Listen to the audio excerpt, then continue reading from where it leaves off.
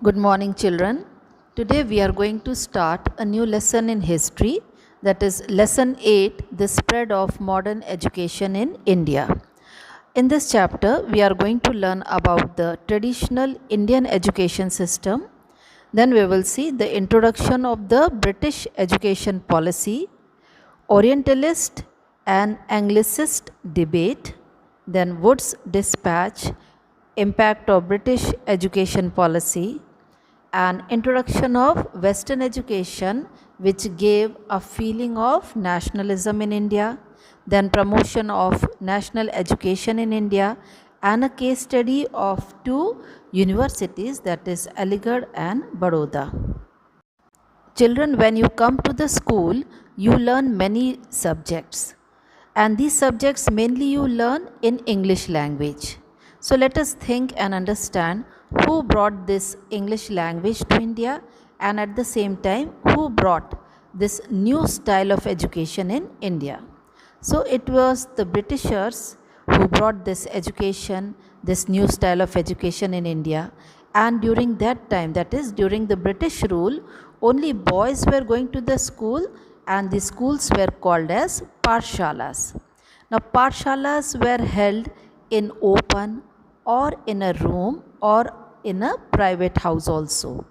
Those people who were belonging to higher section at that time, they were sending their boys to be taught in the Gurukul, or they preferred a private teacher at their home. In the school, the children learn mainly about the religion and mythological stories, and at the same time they also learn pahadas. Pahadas means the arithmetic tables. Now, they used in the religion, they used to learn about shloks, dohas, chaupais, and there were certain students who were interested in the languages of code, poetry, philosophy, grammar, and geometry. These children were sent to the Persian schools, which were called as maktabas.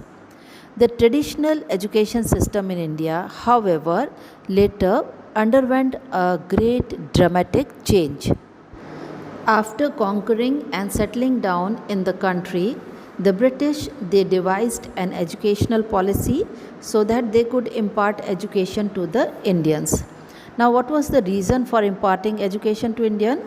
Basically, they wanted to give modern education to the Indians so that they could get a cheap supply of educated Indians to work as clerk in their administration, because at that time it was very costly and not possible also to bring the Englishmen from England for such kind of jobs in India.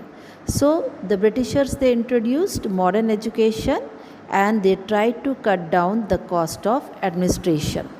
Thus, at the same time, the Britishers also felt that if Indians were given modern education, they would become good subjects and they would accept the British rule willingly.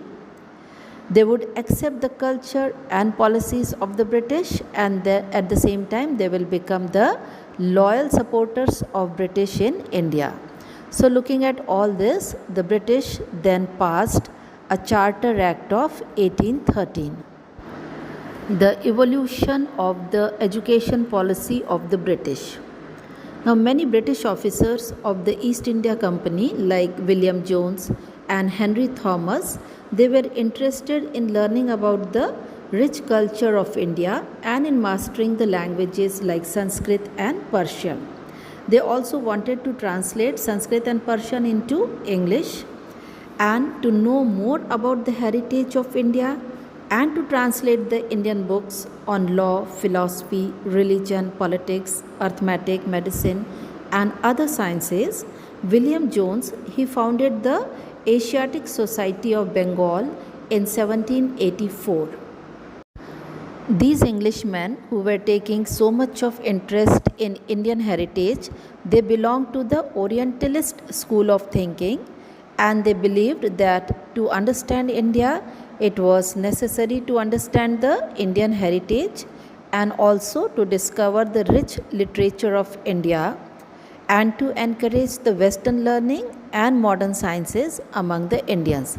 So for this purpose, According to the Charter Act of 1813, the Britishers spent a sum of rupees 1 lakh for the purpose of education in India. Now we will take, children, the influence of Orientalism on the British education policy. Influenced by the Orientalist thinking, a madrasa was set up in Calcutta in 1781 to promote the study of Arabic, Persian, and Islamic law.